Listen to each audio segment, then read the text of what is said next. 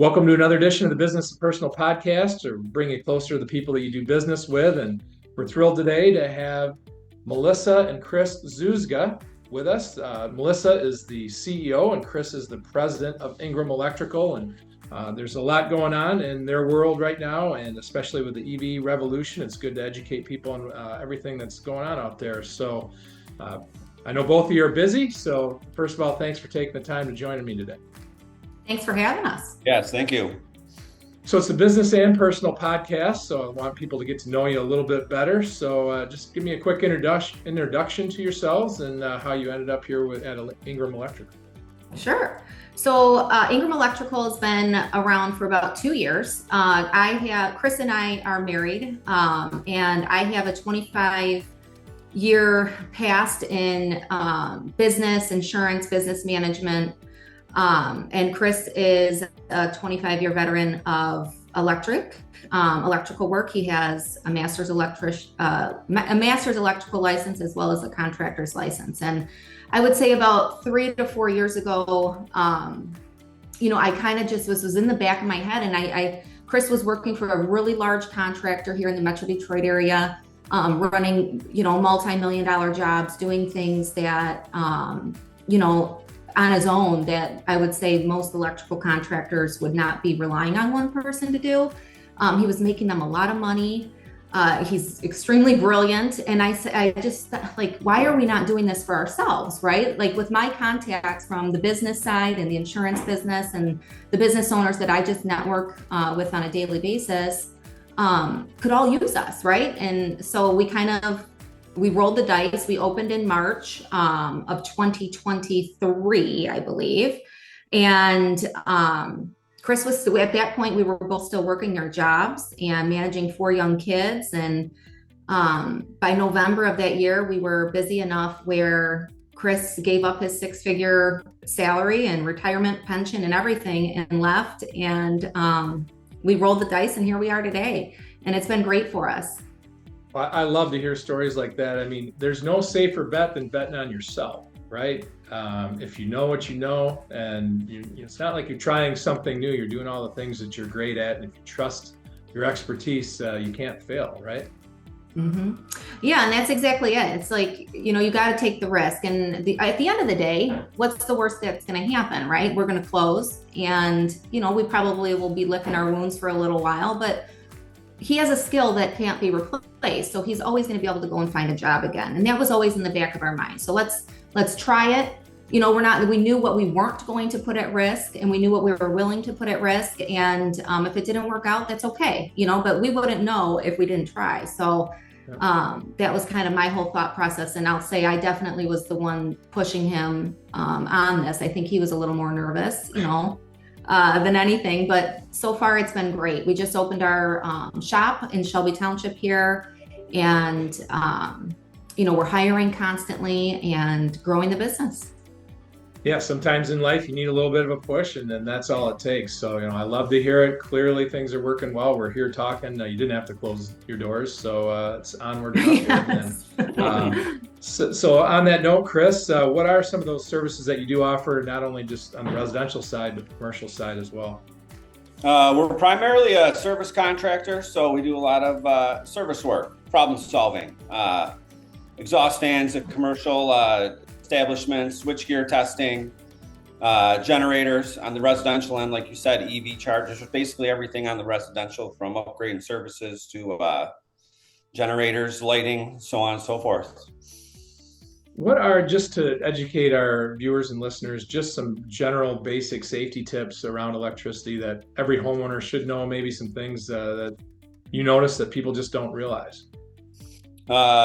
Honestly, we run into a lot of issues on electrical in homes, and people kind of set it on the back burner and forget about it because it works. But once you get these systems and they're 30, 40 years old, which is very common in a lot of homes, they start to get worn out and they're old and they become dangerous. And I'd say my biggest safety thing is, upgrading these panels in these homes.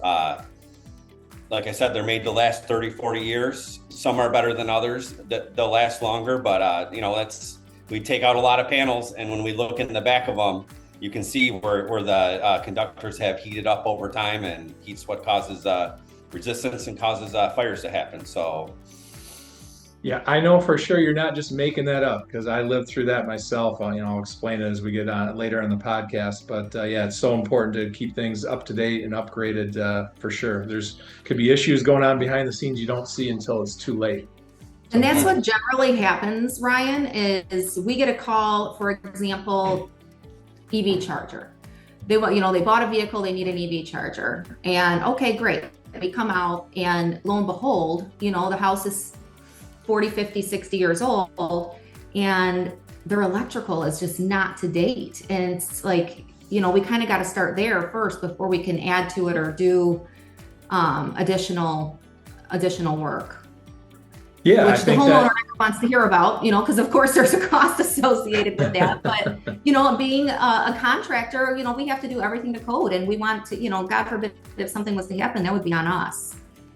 Yeah, I went into buying my electric vehicle with all the costs mapped out, and I had a certain amount set aside for the home EV charger. That ended up being way more than what I set aside for when I realized I had to rip out the electrical panel and start fresh.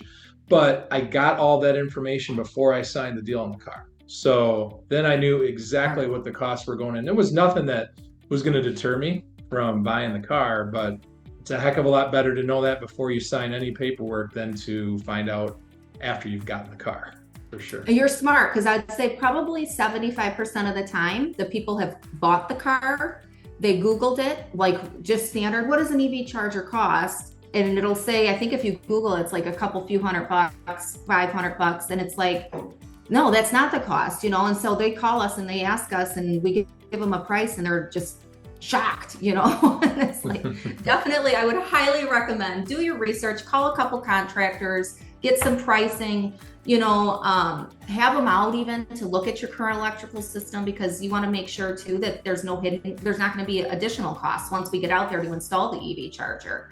Those are all things that we can do. Yeah, a lot of people, I feel like it's a misconception, but they don't know that the EV charger is like your third biggest electrical item in the house. And most people think it's just, we got to run a cord out to the garage, but it's going to use more power than everything in your house. So it affects everything. And like you stated, there's, it's one thing to come in and, all right, the panel's got enough capacity. We run the line, install it, and they're good. But there's a lot of people, and they don't know this. Their line coming from DTEs, 50 years old, and it's not capable of handling the power. And then they end up in a big mess where DTE's got to run a new line to the house, and everything has to be upgraded, and it quickly changes the cost of the installation on these. Yeah, that was another decision that I had to make. Did I want to increase the amperage to the house or get a separate meter for the car? I ended up opting for the separate meter also because it helped get me a better pricing with DTE on the electrical cost. Are you finding that most people do a separate meter for their electric vehicle, or do they increase the amperage to their home? So they're actually 50-50, I'd say. A lot of people like that. So the separate meter's a little more costly than just running power from an existing panel. But like you said, you save money on the charging. Because DTE allows you to use a reduced rate because you're charging off peak hours. Now, beyond that, there's some people where even you can't even add a second meter because the wire coming through the air from DTE doesn't have enough power. So then you end up having to run a trench underground from the house to the pole and completely upgrade everything back to the pole. Well, and another thing too, is a lot of these older homes too, where the electrical meter is, it can be the house is sitting on a slab. That was the case in my situation where the house it's on a slab, so they had to run a wire all the way around the side of the house, get a 6-foot long drill bit to get into the basement because of the access point was just not in a good spot. So it's just all these things you better get researched and figured out before you sign the deal on the car, so you don't have to regret afterwards. But I have no regret. It's been an awesome 4 years, no doubt. It's the most efficient way to operate. Cars are not an investment. They're they're going to be a loss just about any way you slice it. So what's the least costly way to operate a vehicle? I don't think it's close. It's an electric vehicle. But you're seeing a lot in the news about it, maybe some negativity, some people getting away from it. I hope that over time people get more comfortable with it. But what are you seeing on your end? It sounds like you're still working with a lot of people that are buying electric vehicles. I would say we get several calls a week, several. I think 50% of them are usually shocked at what it's going to cost. So how we kind of do it is we can honestly do a quote over the phone. So if whoever's taking the call, we'll ask them, send us a picture of your panel in the house, send us a picture of your meter outside, and then send us a picture of what you have going on or where you want it, in the garage or wherever you're going to put it. And by looking at those few things, we can get a pretty good estimate on what it's going to cost, and I would say, unfortunately, a lot of times they don't have the power to do it. So we usually have to update, but we get, I don't know, Chris, what do you think? 50% of our calls are EV chargers requests? Yeah. Wow. Yeah, we get a whole bunch. We had a whole lot at the end of the year because GM was subsidizing the installation for their employees. And they had incentives out through DTE that expired in December. So there was a big influx of people getting them in. We're kind of waiting to see what they come up with this year as far as subsidiaries from DTE or the different car manufacturers. And we always try to pass that info on to customers. So it does help to head off some of the costs. No doubt. So word to the wise, if you're thinking about getting an EV, call Ingram Electrical first. Make sure you get everything figured out before you sign the deal on that car so you're not surprised later. But the other thing that's been going on a lot in recent years, these crazy weather patterns, and it seems like we lose power. It's not just a quick restore of power. It's sometimes several days before we get it back. So the need for generators is increasing as well. That's a challenging topic for some people in terms of the cost. So what options do you usually suggest to people that are concerned about costs, but maybe you have a solution that can work and fit within their budget?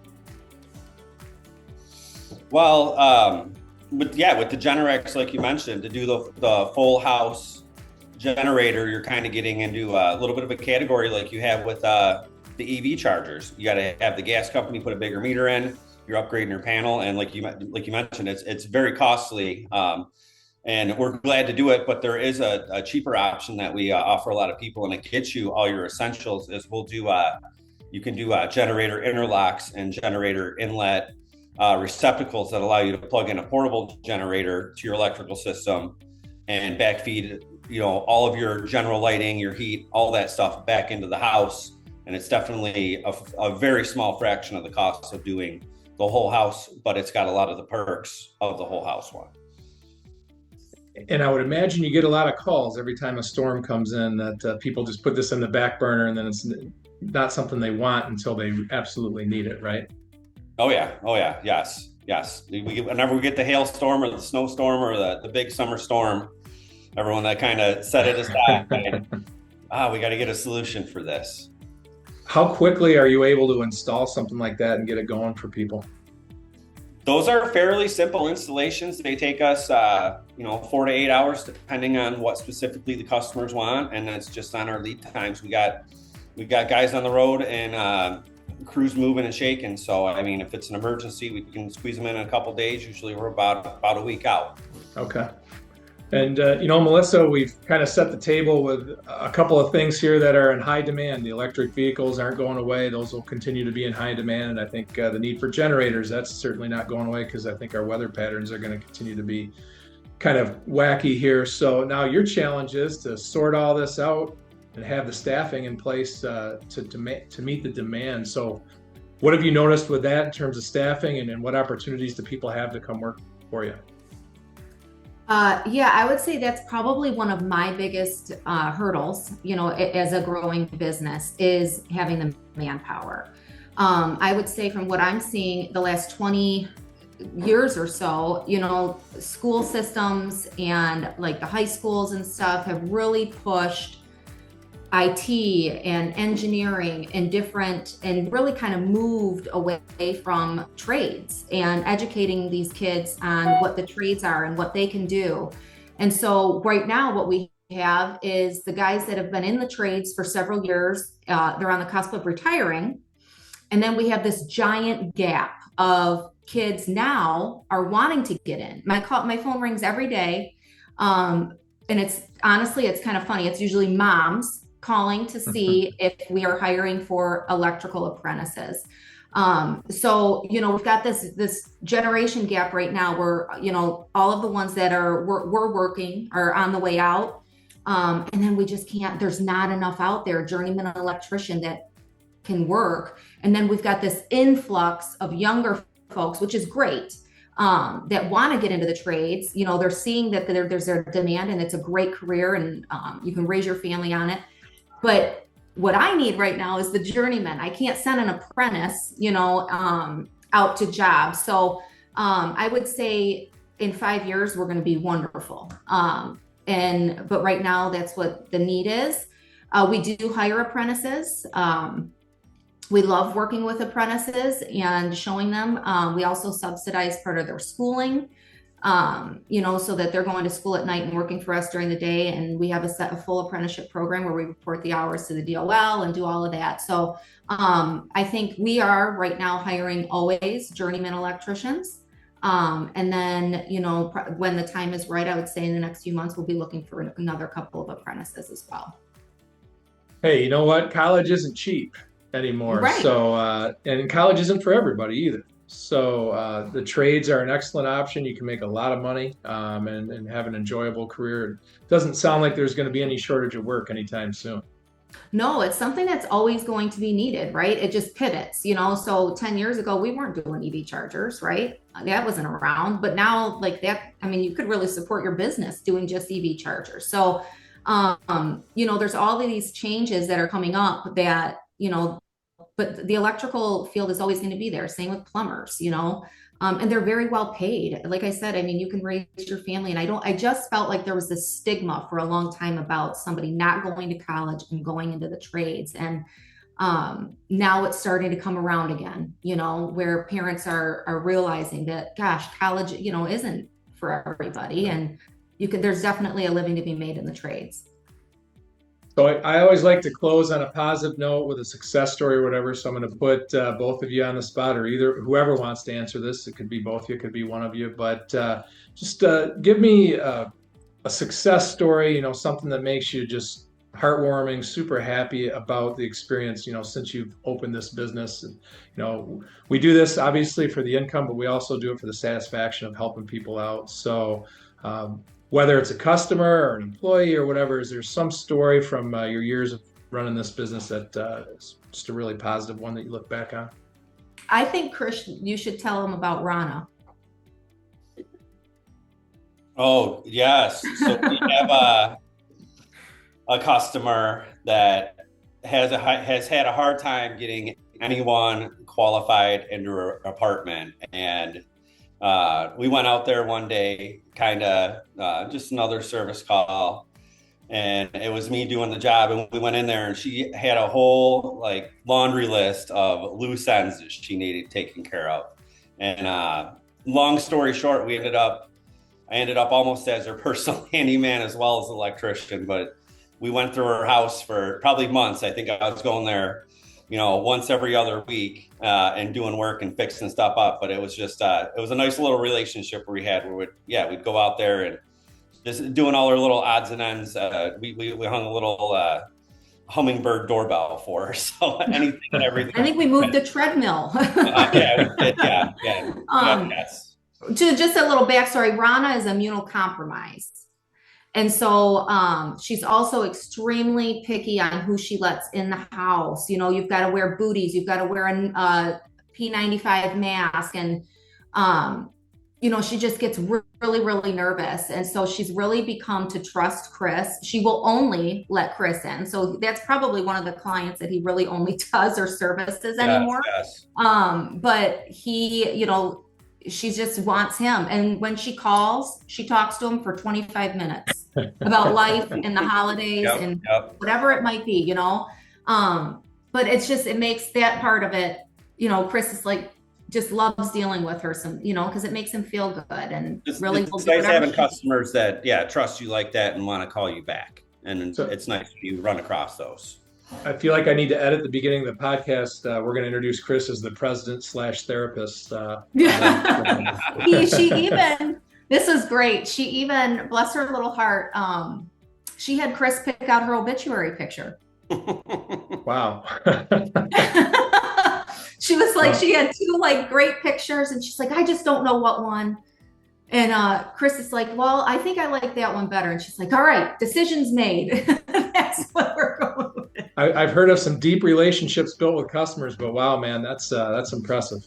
I know, it's just a really cute story. Yeah. So, hey, I'm hoping this podcast helps, introduce you to more people that you can help out and create great stories like that. I really appreciate you guys coming on. Mellissa, what's the best way for people to get in touch, whether it's for electrical services or to come work for the company?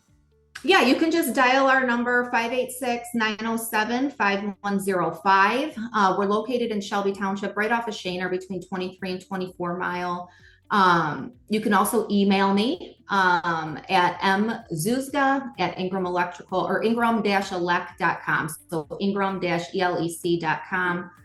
We also have a website, so you're welcome to go there. And we're on Facebook. So really, there's multiple ways to get a hold of us. Fantastic. Well, again, hopefully I can, even if it's one person I connect you with that you can help, this was well worth our time. So Chris, Mellissa, thanks so much for joining me today. Yes, Thank you. I appreciate it. Thanks for having us.